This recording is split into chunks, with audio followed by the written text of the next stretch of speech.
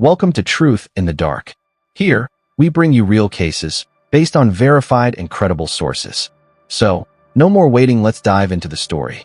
We embark on a countdown of 4 true crime narratives that unfold with more dramatic twists and turns than a soap opera. The distinction, however, lies in the fact that these chilling accounts are painfully real.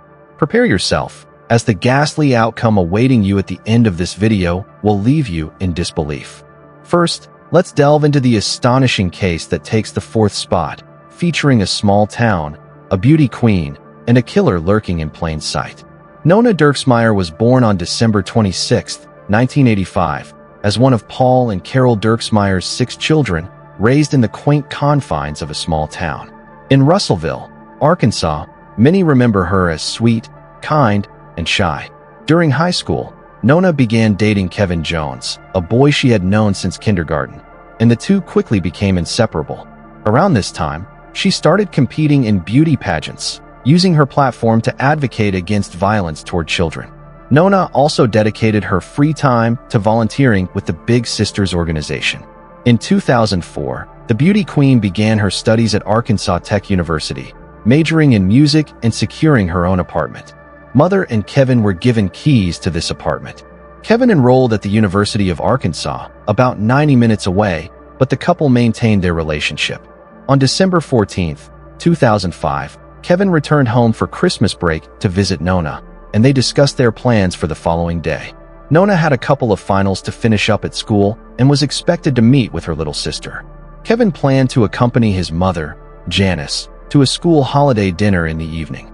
The next morning, Kevin received a text message from Nona reading, "Good morning, Cuddle Muffin. I love you and hope you have a fantastic day." Naturally, he expected to hear from Nona again once her exams were over, but she never called. After nearly 5 years together, this struck Kevin as odd, as she usually responded right away. So, around 4 in the afternoon, he sent her a text message asking, "You alive?"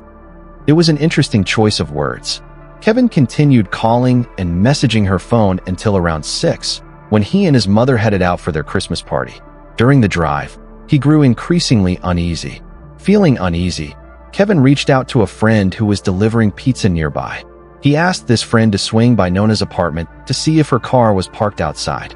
The friend reported back that her car was indeed there and the lights upstairs were on, yet oddly, Nona wasn't responding when he knocked. Concerned by this, Kevin and Janice decided to investigate further. They first attempted to force the front door open, but it wouldn't yield, and regrettably, Kevin realized he had left his spare key at home. They hurried to the sliding glass door at the back, which Nona always secured with a burglar bar, but on this night, it was oddly absent. Kevin pushed the door open and stepped inside, spotting blood on the Venetian blinds. As he made his way to the living room, he discovered Nona lying face down in a pool of her own blood, clad only in a small pair of white socks. Without a moment's hesitation, Kevin rushed to her side and embraced her lifeless form. Soon after, authorities arrived at the apartment, finding Nona with multiple stab wounds to her neck and shoulder, but the cause of death was not what it seemed.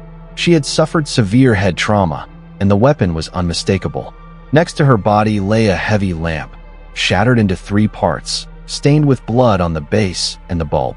Although Nona was found completely nude, there were no signs of sexual assault or forced entry into the apartment. However, there were indications that someone had tried to strangle her and had made an attempt to cut her throat before further violence ensued. The devastating impact to her head was compounded by the detectives' discovery of an open condom wrapper on the table beside the body, yet the actual condom remained elusive. Some speculate that the detectives mishandled the investigation, as crucial blood samples, particularly those on the Venetian blinds, were ignored. Moreover, the doors and blinds were not examined for fingerprints, and the search for evidence upstairs was neglected. It soon became clear that the police had a primary suspect in their sights for this horrific crime. Any guesses? I'll give you a hint. It was Kevin. Investigators examined the entire scene, including his emotional reaction and the involvement of his mother and friend, which seemed like an elaborate cover-up. Not to mention, they walked in and found Kevin covered in Nona's blood, which certainly doesn't look good. Consequently, they took him down to the station for hours of intensive questioning. They also checked Kevin's body for injuries. as Nona had defensive wounds suggesting she fought her attacker, but he had none. The distraught boyfriend never made a request. A lawyer firmly asserted his innocence throughout the ordeal, yet the police remained skeptical. Nevertheless, investigators recognized the necessity of scrutinizing everyone within Nona's circle, beginning with her other romantic interests. Yes, you heard that correctly. Unbeknownst to Kevin, his high school sweetheart had been casually involved with other men, a harsh consequence of numerous long-distance relationships. Authorities also examined anyone in the vicinity who might have interacted with the captivating young woman. Ultimately, when all were cleared, the attention turned once again to Kevin, who was now seen as having a distinct motive for Nona's murder. Eager to prove his innocence, Kevin approached the Russellville Police Department on the night before Nona's funeral. He expressed to the investigators, "I'm ready to do whatever you need from me. I'll take a DNA test, anything." He also consented to undergo a notoriously unreliable polygraph test, provided he could leave in time for Nona's visitation that evening, an event he had played a role in organizing. This decision ultimately became a significant turning point. When the polygraph examiner declared that he had failed miserably, he actually told Kevin, "There's no doubt in my mind that you killed her." 7 grueling hours later, Kevin remained at the station, having missed the visitation. Many, including his parents, began to speculate that he avoided the ceremony due to guilt, but that was far from the truth. Nevertheless, authorities maintained that Kevin had murdered Nona in a fit of rage upon discovering her infidelity firsthand. They even held a press conference to announce that all potential suspects had been cleared, but we all know how quickly news spreads in a small town. Further testing revealed Kevin's fingerprint and blood on the light bulb next to the body, leading to his arrest on March 31, 2006, and subsequent charges of her murder. Kevin's legal team raised questions about the condom wrapper, which had been tested for fingerprints but not for DNA. As it turned out, there was DNA left behind, and it didn't belong to Kevin. Instead, it was from an unknown male. This situation didn't quite deliver a decisive blow to the defense, as the jury had 2 perspectives to consider regarding the evidence. On one hand, it originated from an unknown individual, while on the other, it aligned seamlessly with the prosecution's narrative that Kevin had been caught cheating. The arguments between the prosecution and defense were intense, yet the crux of the case ultimately revolved around that light bulb. Prosecutors asserted that Kevin left the print after fatally attacking Nona, whereas his defense argued that he had no recollection of even coming into contact with the bulb. Insisting that it must have happened during the chaos of finding her body finally, it was time for the jury to deliberate, and while they were initially split on the decision, they returned the following day with a not guilty verdict. Then shockingly, a local man named Gary Dunn was arrested for burglary in September 2007, and eyebrows were raised when the police recalled him being questioned during the initial investigation. He had provided an alibi and was released without incident, but detectives noticed something very alarming when they took a second glance at the date on the receipt he provided to account for his time, which did not align with the time frame of Nona's murder. Moreover, Dunn had been residing in the same apartment complex as Nona at the time of her death. Consequently, the condom wrapper was retested, and authorities reported that the testing revealed a partial profile of Dunn's DNA. With the incomplete alibi, this evidence was sufficient for the police to arrest Dunn and charge him with murder. In April 2010, his trial commenced, featuring testimony from Dunn's ex-wife, who stated that he was. There are claims of violence and an obsession with Nona, and frustratingly, it concluded in a mistrial, leading to his release. He faced arrest again in 2011 for attempted kidnapping and indecent exposure, resulting in a 15-year prison sentence. It appears that many have formed strong opinions about who they think is responsible for this heinous act, yet justice for Nona remains elusive. Now, let's proceed to case number 3, but please be aware that the details in this one are particularly difficult to digest. However, an astonishing twist brings a glimmer of hope. Hope that good can triumph over evil regardless of the terrible circumstances. So on that note, let's dive in. Jennifer Hawk Pettit was born in Morristown, New Jersey, on September 26, 1958. After college, she met her soulmate, Dr. William A. Pettit Jr., while working as a pediatric oncology nurse at the Children's Hospital of Pittsburgh. William was born on September 24, 1956, in Connecticut, and over time became one of the top endocrinologists in the world. The power couple said their I do's on April 13, 1985, and together they. On October 15, 1989, the couple celebrated the arrival of their first child, a daughter named Haley Elizabeth. Then, on November 17, 1995, they welcomed another little girl, Michaela Rose. During this meaningful period, Jennifer took on a nursing role at a private boarding school, leading the Pettit family to raise their two daughters in the picturesque and seemingly secure suburban community of Cheshire, Connecticut. By the summer of 2007, Haley, a bright and ambitious 17-year-old, was preparing to embark on new adventures. As the fall approached, the family was preparing for a new chapter, with the eldest heading off to college. Meanwhile, Michaela, a cheerful 11-year-old, was buzzing with excitement for her upcoming middle school adventure. But then came the day that would alter their lives forever, July 22, 2007. It began like any other day, with Michaela, who had a passion for cooking, deciding to prepare dinner for everyone. Jennifer took her to the local Stop and Shop to gather the necessary ingredients. Around 7:30 that evening, surveillance footage captured the two of them strolling through the store, calmly selecting items from their list. Yet, it also unveiled something much more unsettling. Unbeknownst to the mother and daughter, a strange man had spotted them in the parking lot and was following them around the store. He even trailed them to their car and all the way home, where he devised a sinister plan. Meanwhile, the family gathered for dinner around 8:30 and enjoyed a television show before Jennifer and her daughters retired for the night. William opted to stay up and study some medical journals, ultimately dozing off on the couch in the living room around 3 in the morning. The stalker returned with an accomplice and entered the home through the cellar door. The two intruders wore masks and were armed with a baseball bat and a rifle. As they moved around, they were caught off guard by William, who they had expected to be asleep upstairs. Without hesitation, they brutally beat him over the head with the baseball bat and dragged his bloody, unconscious body down to the basement, where he was tied up and left for dead. Then they entered the master bedroom, where Jennifer and Michaela were sleeping, and abruptly woke them up. Before forcibly relocating Michaela to her own room, they subdued Haley in her space and bound all three to their separate beds by their wrists and ankles, with pillowcases obscuring their heads. The monstrous men then proceeded to ransack the home in search of valuables, but their disappointment grew as they failed to uncover a safe. However, upon discovering a bank ledger detailing the family's finances, they resolved to wait until morning to escort Jennifer to the bank for a cash withdrawal. In the meantime, they ventured to a nearby gas station. At the station, 2 gas tanks were filled. More on that later. The masked men returned to the Pettit home, checking on their captives. They allowed Michaela a sip of water and untied Haley so she could use the restroom. As the sun rose over Cheshire, the burglars realized William would soon be expected at work. They compelled Jennifer to call in sick for him.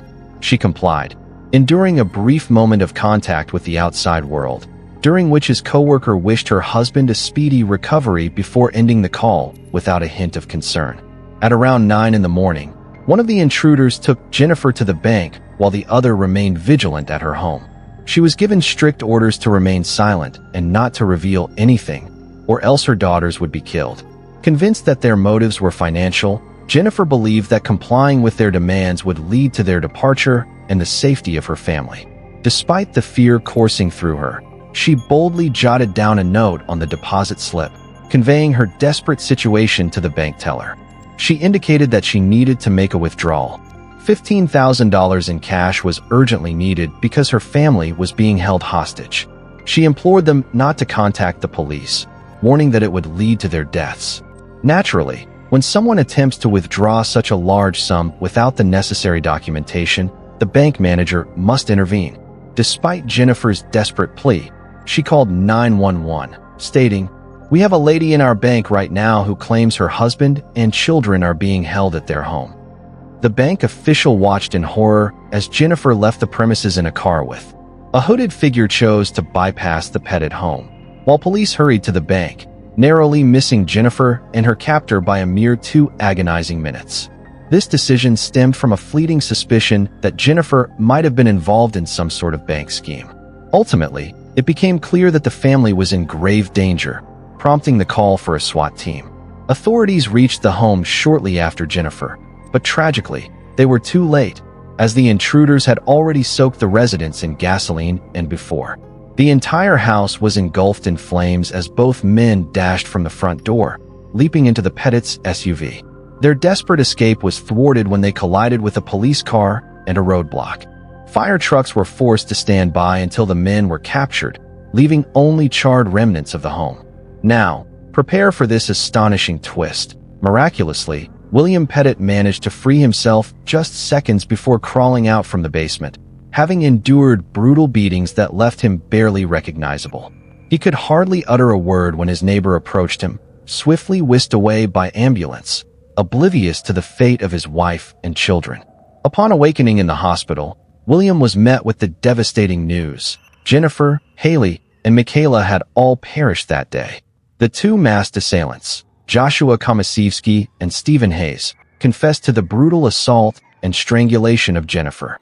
An autopsy further disclosed that both daughters succumbed to smoke inhalation, but not before Michaela had suffered a violent attack.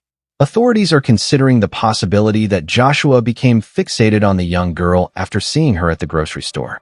This tragic incident left the town in shock, prompting many to scrutinize the police's response.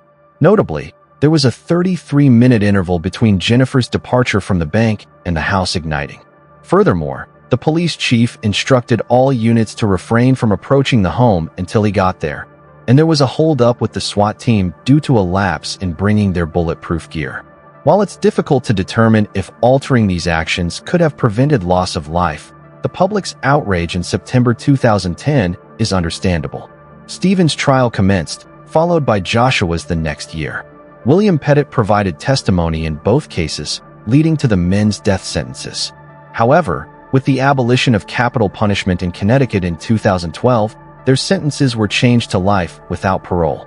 Rather than letting this tragedy shape his identity, Dr. William Pettit chose to remarry and embark on a political journey. He now serves Plainville and New Britain in the Connecticut House of Representatives. From the ashes of the cherished family home emerged a breathtaking memorial garden adorned with Michaela's favorite flowers, 4 o'clocks. Dartmouth College also honored the memories of Jennifer Hott Pettit and her 2 daughters by dedicating a section of its Life Sciences Center to them. It's evident how profoundly this close-knit Connecticut community was affected by these tragic and untimely murders. I understand. It's difficult to recover from such a loss. We have 2 more astonishingly twisted cases to delve into, and trust me, the next one will leave you astounded. Robert Byronbaum and Gail Katz crossed paths in the early 1980s and instantly connected. She was young, beautiful, and driven, juggling various odd jobs in Manhattan while pursuing her studies in psychology. He was a handsome, charismatic, and bright surgical resident with a love for cooking, skiing, and flying. It appeared to be a perfect union, but sadly, one of them was concealing a sinister truth. Still, Robert, who frequently took his dates on romantic flights, swept Gail off her feet, and the two were married in 1982. They moved into a lavish Upper East Side apartment, but it didn't take long for some major red flags to emerge. Before long, Gail's family began expressing their concerns over her well-being. On one occasion, Gail called her sister sobbing and told her that Robert had tried to drown her cat in the toilet. Instead of opting out of the toxic relationship, she insisted, "I'm smart. I'm loving. My love will cure this. This is going to work out." Then, in 1983, Robert snapped and choked. Gail fell into unconsciousness after discovering her smoking on the balcony. She reported the incident to a local police precinct, but frustratingly, nothing came of it.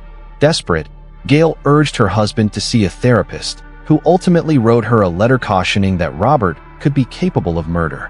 Finally, she reached a breaking point and confided in her sister about her plans to leave Robert. However, that moment never arrived, as on July 7, 1985, Gail vanished without a trace. Her concerned family implored Robert for any information regarding her whereabouts. He only mentioned that she departed their apartment during a fierce argument, claiming he hadn't seen or heard from her since. Miguel's sister quickly grew wary of the respected surgeon, asserting in an interview, "She's not with me, and she's not with my parents," leading her to the grim conclusion that her sister was gone. As months went by without any sign of Gail, the Manhattan District Attorney's Office initiated an investigation, yet charging Robert proved impossible without evidence or a body. As the case gradually faded from memory, a flicker of hope appeared in May 1989 when a human torso was discovered on a Staten Island beach. However, the absence of DNA forensics at the time meant that investigators relied on an X-ray technician to compare Gail's previous chest X-rays with the torso, leading them to conclude that it belonged to her. In stark contrast, Robert appeared indifferent to his wife's disappearance, immersing himself in a life of parties and new romantic encounters. By 1990, he had relocated to Las Vegas, established a plastic surgery practice, and entered into a new relationship with Dr. Stephanie. A young couple, initially blissful in their first year, faced turmoil when Stephanie departed from Robert after experiencing his intense anger. Undeterred, Robert swiftly moved on and, in 1996, what a gynecologist named Janet. The couple settled in North Dakota, welcoming a baby girl into their lives. Robert gained local fame after heroically saving a young boy at the state fair. Meanwhile, back in New York, detectives began to revisit cold cases, discovering the potential to test DNA from past evidence. Nearly a decade after the discovery of the torso, Gail's family faced the devastating news that it did not belong to her, shattering any semblance of closure they had managed to find. In their relentless pursuit of the truth, investigators revisited interviews with those connected to Robert, and one particular statement caught their attention. A former girlfriend from New York recounted a moment when she was with Robert as he received a call from the Port Authority police, suggesting they might have located Gail. After the call, he darkly remarked, "I doubt it's Gail." Moreover, the lead detective on the case stumbled upon a startling clue that would elevate this investigation to unprecedented levels. He discovered that the doctor had rented a plane from the New Jersey airport on the very day Gail went missing. In addition, Robert had manipulated the flight log to create the illusion that he had taken the plane out the next day. At last, the fragments of this intricate puzzle were beginning to align, allowing investigators to advance their case against Robert 15 years after Gail's disappearance. A grand jury charged Robert with second-degree murder, and finally, the case proceeded to trial. However, with only circumstantial evidence, securing a conviction would prove challenging. The jury harbored doubts about whether Robert could have simultaneously flown the plane and disposed of a body. Nevertheless, the prosecutors meticulously recreated and recorded this scenario, effectively demonstrating its feasibility. Remarkably, their efforts paid off, despite the defense's attempts to attribute Gild's disappearance to other factors. Due to issues related to mental health and substance abuse, Robert was convicted of second-degree murder on October 24, 2000. The cold-blooded yet charming murderer received a sentence of 20 years to life in prison and has made numerous attempts over the years to overturn his conviction, thankfully without success. However, after decades of asserting his innocence from within the prison walls, Robert dropped a shocking revelation during a parole hearing in December 2020. He astonished everyone when he ultimately confessed, declaring, "I wanted her to. Cease your shouting at me. I confronted her." He then recounted how he strangled Gail and subsequently took off in a horrific manner. Detectives have revealed their belief that Robert utilized his surgical expertise, meticulously dismembering the body before renting a plane to dispose of it somewhere between Montauk Point, New York, and Cape May, New Jersey. Although her remains have never been located, Gail's family holds the conviction that her spirit has discovered its eternal resting place within a remarkable nonprofit organization known as Gail's House. Beyond commemorating her memory, it was initiated to raise awareness surrounding domestic violence and to provide support for women in need. We've reached the pinnacle of our list, and trust me, this final case will lead you down a winding path you won't easily forget. Ready or not, here we go. We're journeying back to October 17th, 2006, in New Orleans, Louisiana. A guest at the Omni Royal Hotel peers out his window after hearing a loud thud and is horrified to see a man's body sprawled on the parking garage roof below. Police hurried to the rooftop and discovered The tragically disfigured body of 28-year-old Zachary Bowen, an Iraq War veteran, was discovered after he seemingly leaped from a 5-story building. As detectives examined the scene, they uncovered army dog tags, house keys, and a folded note in Zach's pocket that chillingly stated, "This is not accidental. I had to take my own life to pay for the one I took. If you send a patrol to 826 North Rampart, you will find the dismembered corpse of my girlfriend, Addie, in the oven, on the stove, and in the fridge, along with full documentation on both of us and a signed confession." For myself, wait, say what? Beyond the very unexpected admission, it was clear that Zach had been living with some demons.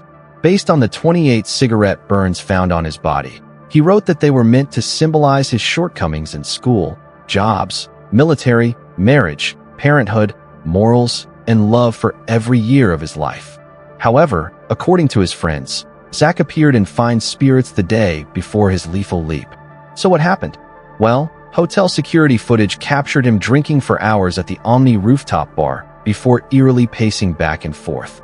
By the railing, it seemed he was lost in thought about his dire decision. Then, at approximately 8:30 in the evening, the cameras began to capture the moment as he abruptly leaped over the edge, leaving a trail of unresolved mysteries. Authorities swiftly responded to the location mentioned in Zach's note, and to their shock, they uncovered the horrifying reality. In different parts of the French Quarter flat, they discovered the partially cooked remains of a young woman. While her identity was not immediately clear, it was feared to be Zach's missing girlfriend, 30-year-old Addie Hall. Now, let's delve into these two for a moment. Adrienne Matthias, Addie Hall was a free-spirited and passionate dance teacher, poet, and seamstress from Durham, North Carolina, who worked in a local pub as a bartender.